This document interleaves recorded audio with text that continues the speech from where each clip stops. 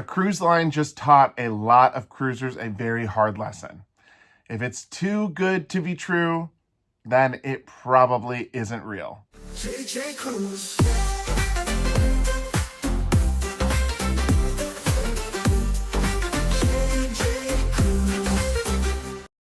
Hey everybody, what's up? My name is Jordan and this is JJ Cruise. Thank you so much for coming into the video today. Well, today we're talking all about a cruise line's big mistake and a situation that has caused them to go viral over the last 24 hours all over the internet.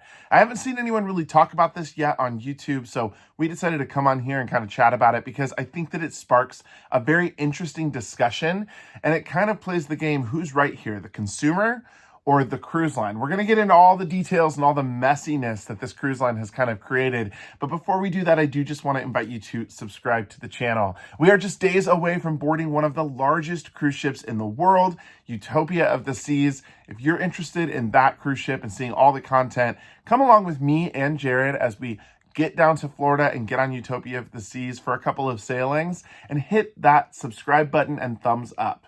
There is a model of cruising that is out there with Princess and Holland America, and some other smaller cruise lines do this as well, where they combine short and long cruises kind of at the same time. Let me explain how this works. So you could select, let's say, a 7-night cruise with Holland America, and at the same time, there's a 14-night cruise and a 21-night cruise, maybe even a 28-day cruise happening. So you might have people on the ship for a month, you might have people on the ship for 2 weeks, and then you might have people on the ship for just 7 days. Well, like I said, Holland and Princess does this, and the cruise line that we're talking about today is Princess Cruises. Their brand new ships, the Sun and the Star Princess, are over in Europe, and they're doing this type of model where you can get on for a short Mediterranean cruise for 7 nights, or you can pay a much larger price and get on for 21 nights and do like a grand voyage of the Mediterranean. Well, someone at Princess made a big error because they took the price of the 7-night cruise and they applied it to the 21-night cruise, opening it up to allowing people to be on one of their brand new ships for 21 nights for only a couple $1,000s. Normally, these 21-night cruises run you somewhere between $8,000 and $10,000. So, of course, when people saw on their website that they could get on a ship for 21 nights, heck, you can't even live on land for just $1,000 or $2,000 for 3 weeks. So this was a phenomenal deal that people kind of started to share with other people, and they started to, well, book it because it really was a deal that was too good to be true. Every single cruiser that booked this 21-night Grand Mediterranean voyage for such a low price had a very sad wake-up call this week when they received a letter or email from Princess stating that, unfortunately, Princess had made a mistake. They erroneously priced the 21-night voyage incorrectly, and so as a result of that, they were going to cancel everyone's cruises that booked at that rate. They invited them to still take the same cruise, but of course at the standard rate of $8,000 to $10,000 that it normally is.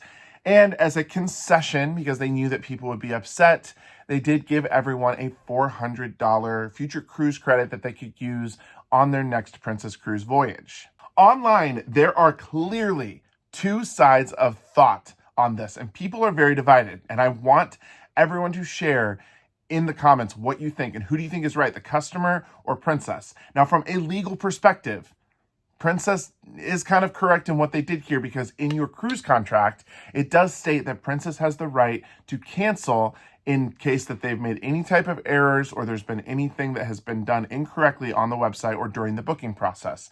Princess really has themselves covered from a legal perspective. On the flip side, the customer or the consumer did book and pay for a deposit for that cruise at that price. And, you know, there is that argument out there that you should get the services or the goods that you pay for. With that cruise contract kind of intact with the booking, from a legal perspective, Princess does have the right to cancel it, but it isn't the best look on Princess's part to not allow that group of people to come on the ship and go through the Mediterranean voyage. Many of the cruise lines are still, even though it's been several years, in recovery from COVID mode and still trying to make up that cash flow and bring in more money. And so this could have been a really big hit for Princess, pending how many people booked this cruise. So I do think that a move like this does show that Princess is still trying to collect every single dollar from every single consumer that they possibly can. This whole situation makes me think of United Airlines years ago when they sold tickets for $1 online. It was a complete mistake. And again, they were erroneously priced online, but people bought tickets online for $1 and people could not believe it.